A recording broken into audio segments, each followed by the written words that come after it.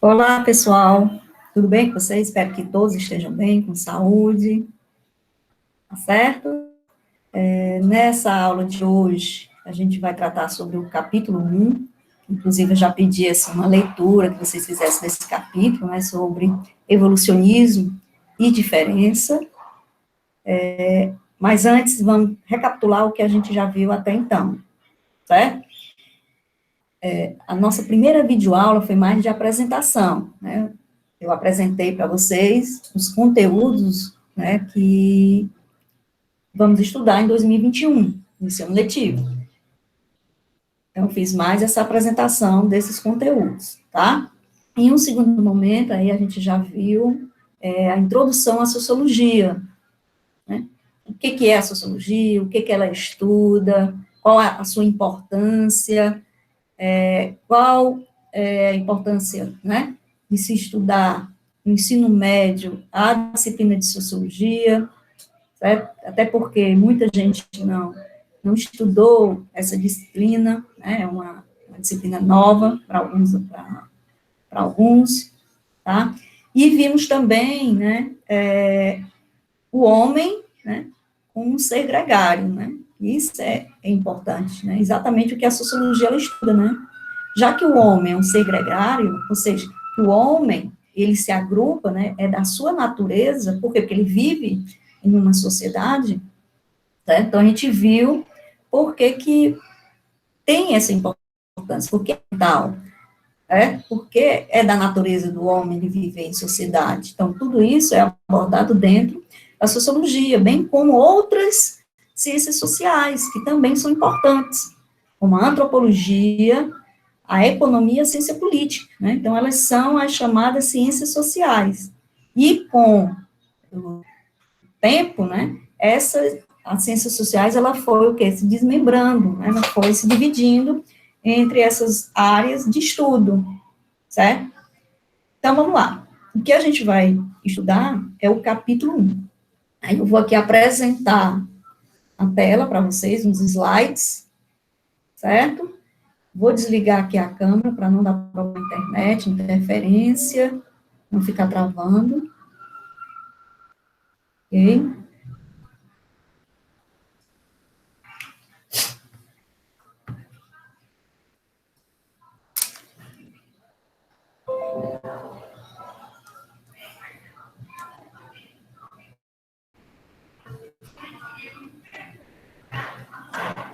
Então, vocês estão vendo aí, no slide, né, o capítulo 1, evolucionismo e diferença. O que a gente vai discutir nesse capítulo, tá? Primeira coisa, eu dividi aqui em pontos. A gente vai ver a construção do pensamento antropológico, inclusive esse capítulo é mais a antropologia, né, o estudo da antropologia, vocês vão perceber isso. O segundo ponto, parentesco e propriedade, modo de organização social, né, porque as sociedades primitivas, as sociedades antigas, elas vão se organizar, né, de acordo com a família, né, de acordo com o grau de parentesco.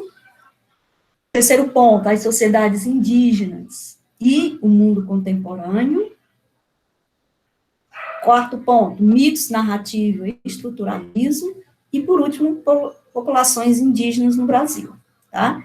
Então, a gente vai ver aqui, pelo menos, né, até as sociedades indígenas, tá? Então, iniciamos esta unidade por um fato que marcou a história, né? De extrema importância para a gente entender a formação da nossa sociedade. E foi o encontro, a partir do século XVI, entre os europeus e as sociedades das Américas, da África e da Ásia, que até então os europeus, né, eles desconheciam, certo? Então, por que a gente vai estudar esse momento, né? Porque, gente, o contato entre essas civilizações possibilitou a construção do sistema social que predomina atualmente, que é o sistema capitalista, certo? Aí, muito mais tarde, no século XIX, muito mais tarde no século XIX, o próprio nascimento das ciências sociais teve origem na reflexão desse encontro entre diferentes culturas e suas consequências. Então, é dentro desse contexto aqui do século XIX que surgem as ciências sociais, e mais tarde, né, a sociologia, a antropologia, a economia, a ciência política. Então, inicialmente, vamos tomar como base os modelos que os europeus utilizaram para pensar os nativos daqueles lugares que consideravam tão distantes. A partir dessa visão de mundo, aí vamos refletir sobre essas diferenças. Que diferenças são? Diferenças sociais, culturais, étnicas, políticas, entre outras. É um tema que é fundamental para entender, né, as sociedades do ponto de vista antropológico, certo? Fazendo essas comparações entre os povos que foram dominados e a Europa. Lembrando, a antropologia, ela é a ciência do homem, que engloba origens, evolução, desenvolvimento físico, material e cultural. E, né, também a fisiologia, a psicologia, características raciais, costumes sociais, crenças e etc.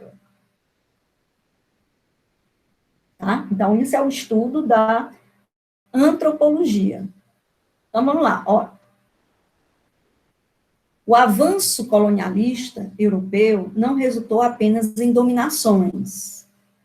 A partir desses encontros, né, entre o europeu e os povos da Ásia, da África e da América, certo? Geraram relatos de viagem, né, como no caso das grandes navegações, narrativas descritivas, investigações e todo tipo de documentos históricos. Aí essa documentação gerou a produção de um conhecimento, que hoje chamamos de conhecimento antropológico, e é o objeto de estudo, né, da antropologia. Os cientistas tentaram sistematizar o conhecimento das populações ditas selvagens, né, assim que eles chamavam, né, as populações selvagens, as populações que eles dominaram, certo? Em narrativas que podem ser consideradas históricas de evolução. E uma dessas narrativas, certo, de evolução, quando eu digo assim, de evolução, daquele mais simples, mais primitivo, para uma sociedade mais, vamos assim, moderna, né? É dentro desse sentido. Então, assim, vamos dizer assim, que o primeiro antropólogo a trabalhar com a escala de evolução foi Lewis Henry Morgan. Aí ele viveu o período, né, do século XIX, tá?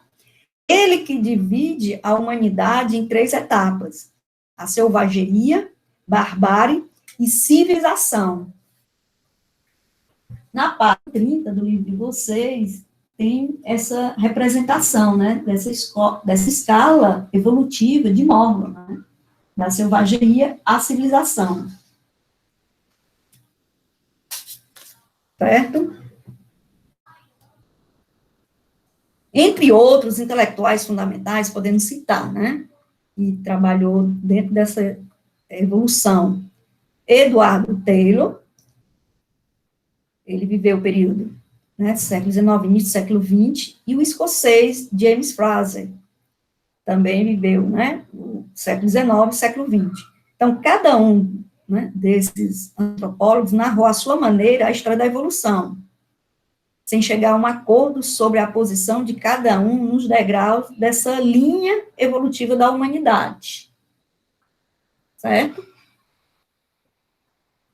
Todos eles partem da ideia do progresso, ou seja, pressupunham que as diferentes sociedades sempre avançam em direção à civilização. Mas, para que serve o conhecimento produzido pelas ciências sociais? Para dominar? Não é bem uma dominação. Estamos apenas civilizando. E isso é um favor. Era isso, né? O que eles defendiam, né? Que estariam, né, o dominador fazendo um favor para aquelas sociedades primitivas, né? Os adeptos das teorias evolutistas ou evolucionistas estavam convictos de que a escala para o progresso só poderia se dar num sentido. Os europeus eram civilizados, certo? Os europeus eram os civilizados, e todos os demais povos eram atrasados. Vejam aí, né? Vejam aí. Como a mentalidade, né, dos colonizadores, dos dominadores, e também, né, dos antropólogos, né, da época, tá? Assim, o encontro com populações não europeias resultou tanto numa teoria sobre a história da humanidade, como em justificativa para a dominação pelos europeus. Aí, pessoal, para a gente ter uma noção, né, o que é esse evolucionismo, de onde é que ele veio, né, esse evolucionismo social, certo? O evolucionismo social é comumente associado à ideia, né, da evolução de Charles Darwin, né? Charles Darwin ele defendia uma evolução pela melhor adaptação, né, ao ambiente, né? Aqueles que se adaptassem melhor ao ambiente evoluíam, e os demais não. Os que não conseguissem evoluir ficavam para trás ou desapareceria, né?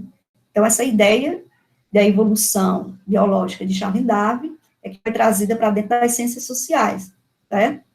Então, os evolucionistas sociais, como são chamados, defendiam a ideia de progresso, inspirado pelo filósofo inglês Herbert Spencer, certo? Ele dizia que um conjunto de teorias, né, era um conjunto de teorias elaboradas na Inglaterra e nos Estados Unidos, na década de 1870, que se tornou conhecido, né, como darwinismo social, certo? Essas teorias defendiam a existência de diferenças fundamentais nos grupos humanos, que se expressavam em raças distintas. A noção de raça, né, ela foi introduzida no século XIX pelo naturalista francês Georges Cuvier, que dividiu a humanidade em 3 raças: caucasiana, que é a branca, a etíope, a negra, e a mongólica, que é a amarela. Outros autores teceram variações dessa teoria, sempre relacionando, viu, heranças fisiológicas, né, físicas, a distintas capacidades intelectuais e as qualidades morais. E mais, né, eles disseram que a miscigenação, ela deveria ser evitada, já que a mistura de raças, né, traria decadência racial e social, né?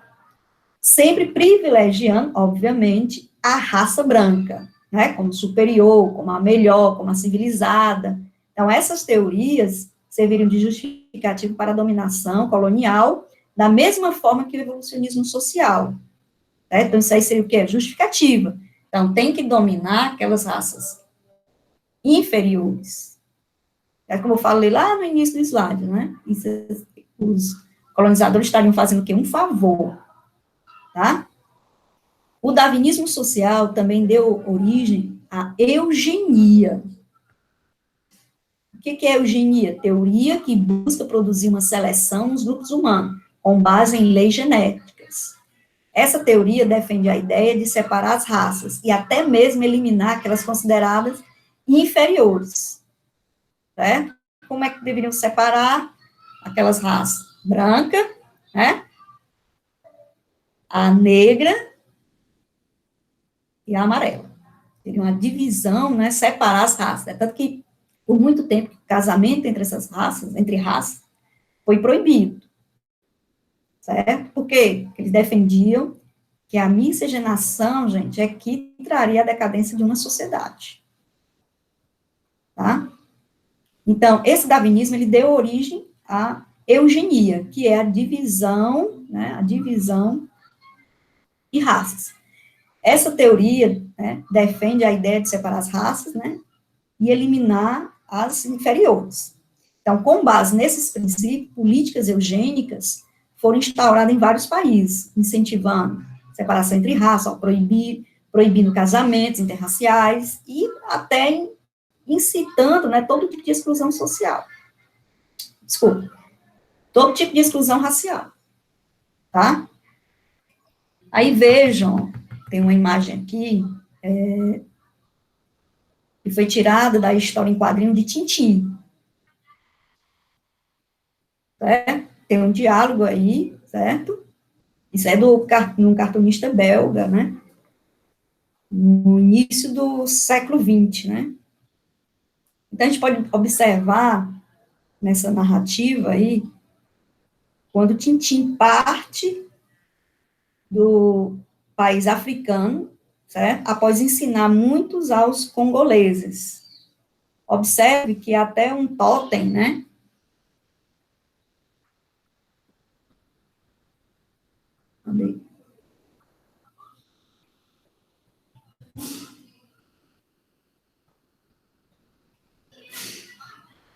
Você aqui tá até um totem, ou um altar erigido a Tintim, certo? E o seu cão, né? O cão Milu.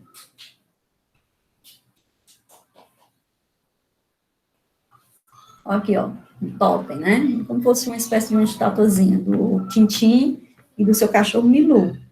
A figura, né, ela representa a evolução social, pois no centro, né, o branco, o elemento branco, que aqui é o Tintim. Vejam aqui, ó. Ah, se todos os brancos fossem como Tintim. Encontrei a máquina do Tintim, né, trazendo aqui né, vamos dizer assim, a tecnologia, né, para uma aldeia, né, africana. Se ele não voltar, pode ficar com ela de recordação. Aposto que nunca mais encontrarei uma pessoa como Tintim. Se você não estudar bastante, jamais será como Tintim. Aí até o cãozinho, ó, o tal de Milu, que espetáculo, hein? Então vejam aí, né?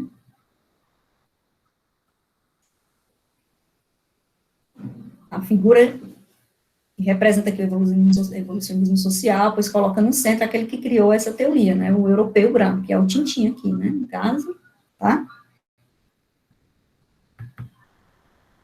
Esquividade.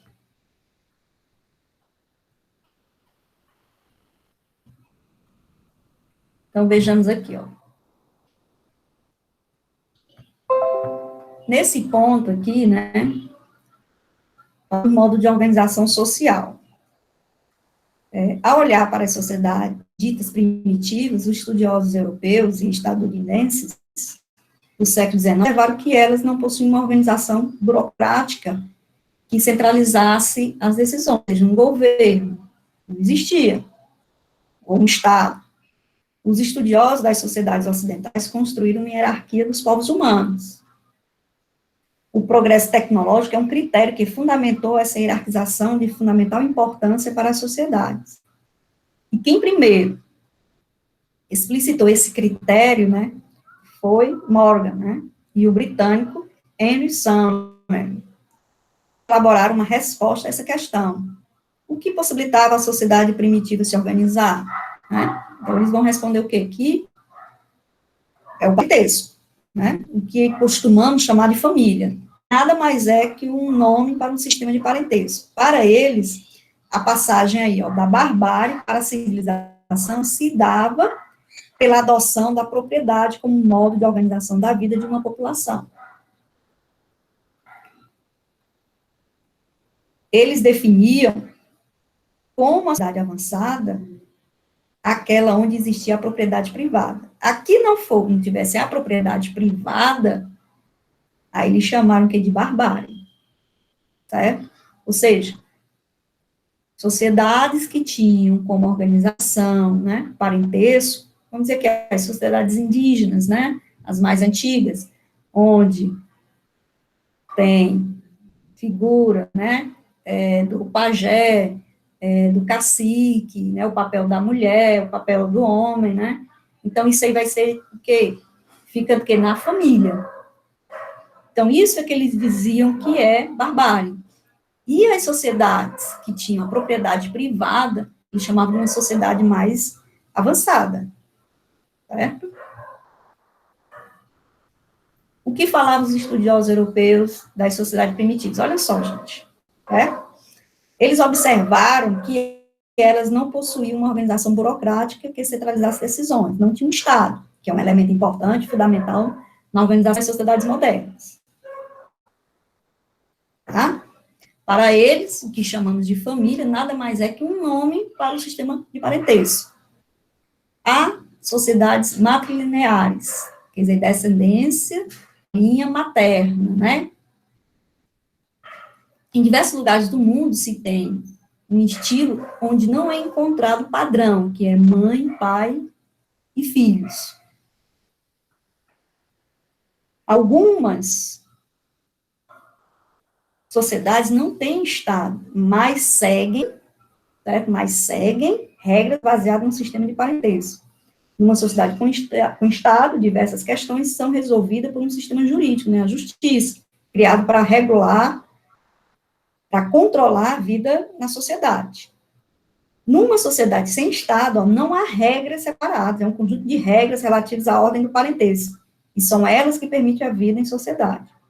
Para os intelectuais, né, sociedades organizadas pelo parentesco representam um estágio anterior ao desenvolvimento, certo? A evolução. Nessa foto aqui, a gente vê, né, o antropólogo Malinowski entre os nativos das ilhas de Trobriand, certo?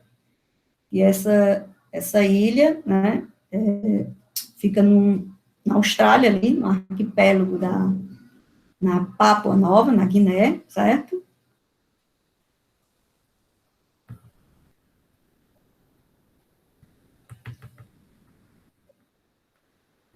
As sociedades indígenas e o mundo contemporâneo. Desde o fim do século XIX, a própria antropologia se dedicou a questionar os modelos evolucionistas. O principal recurso para a construção dessa crítica foi o conceito de cultura. Do século XX, as teorias evolucionistas passaram a ser vistas pelos antropólogos como etnocêntricas, isto é, construída base em critérios válidos para quem as formulou. Afirmar que a evolução tecnológica, por exemplo, é um parâmetro para avaliar a evolução das sociedades, só poderia ocorrer em uma sociedade cuja evolução tecnológica é muito valorizada, ou seja, quando analisamos outras sociedades por meio de critérios próprios da nossa, estamos sendo o quê? Etnocêntricos. Por quê? Porque existem diferenças, né? Diferenças de culturas, né? Existem diferenças de costumes, existem diferenças da fisiologia, tá? Então, se você está dizendo, né, que a sua cultura, vamos dizer assim, uma linha evolutiva, ela é mais, vamos dizer, tecnológica, mais desenvolvida, você está tendo o quê? Uma visão etnocêntrica, né? Ou seja, a palavra etnocêntrica, étnico, quer dizer cultura, e cêntrico, cêntrico, você está dizendo que a sua cultura é o centro, né? Como se foi colocado na história como a cultura europeia sendo a mais evolutiva, evoluída, como sendo a mais desenvolvida, né? Ao longo da história. Ou seja, quando analisamos outras sociedades por meio de critérios próprios da nossa, estamos sendo etnocêntricos. Aí, já do final do século XIX até meados do século XX, né, os antropólogos se dedicaram a documentar a vida indígena em vários lugares do mundo, né, gente? Com uma preocupação generalizada, a de que os povos indígenas estavam acabando. Havia a convicção de que o avanço do sistema capitalista levaria à extinção, né, dessas populações. Alguns até acreditavam que isso aconteceria inevitavelmente, como um fator natural da evolução social. Outros simplesmente constatavam que o capitalismo impedia aquela sociedade de continuar, a de se reproduzir como vinham fazendo tradicionalmente. Como é que isso acontecia? Com a expansão gradual do controle e a invasão das terras indígenas, né?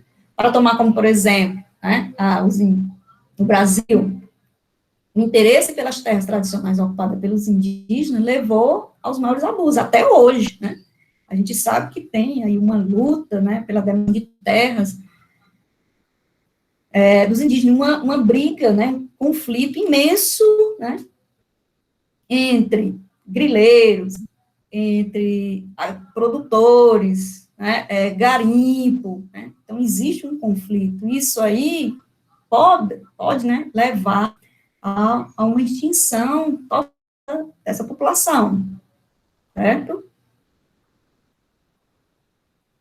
Só para a gente concluir aqui essa aula, né, um antropólogo brasileiro, Mércio Pereira Gomes, em seu livro Os Índios e o Brasil, cita o caso dos índios Canela Fina, né, na de Caxias, que fica no sul do Maranhão, né, aqui no Nordeste. E por volta de 1816, receberam como presente de fazendeiros interessados em suas terras, roupas infectadas com a varíola, que causaram assim, um espalhamento do contágio e de grande mortício, né, morticínio, o que levaria ao extermínio das sociedades indígenas. Veja o que o homem, né, foi capaz de fazer por causa da terra, né, da sua ganância, né, pela terra. Uma questão crucial para as populações indígenas da atualidade, pessoal, é a sua relação com a sociedade capitalista. Tá? Essas populações não recusam o que chamamos de tecnologia. Em muitos casos, se valem dela para se expressar seus pontos de vista. Né? A tecnologia, ela chegou, né, até os indígenas. Né? É tanto que muitos indígenas produzem vídeos para registrar suas cerimônias, gravar suas narrativas, expressar seus modos de ver, mostrar ao mundo, né, como eles vivem. Certo? Então, o uso de tecnologia não torna menos indígenas, ao contrário do que alguns imaginam. O uso de tecnologia não impedem, né, que os indígenas reproduzam seus modos de viver, certo? Apesar dos números e relatos que demos da dizimação dos grupos indígenas durante séculos e séculos, né, de conquista, lá do período colonial, as nações indígenas praticam ações e estratégias de resistência, né? Ao longo do século XX, muitas delas se mobilizaram para defender seus direitos. O fim do século XX testemunhou uma revitalização das indígenas, embora em muitos lugares do mundo o processo, né, de opressão permaneça, né? Aqui é uma imagem da tecnologia numa aldeia indígena. Isso aqui, eles gravaram, né, um documentário sobre a sua aldeia, né, no Parque do Xingu, ok? Então, pessoal, aqui eu estou, né, encerrando mais uma aula. Eu espero que vocês tenham entendido bem, né, o conteúdo desse capítulo. Tá? Então, qualquer dúvida, vocês podem ir no WhatsApp e comentar alguma coisa, tá bom? Então, eu vou aqui suspender aqui a gravação e até a próxima aula. Abraço para vocês.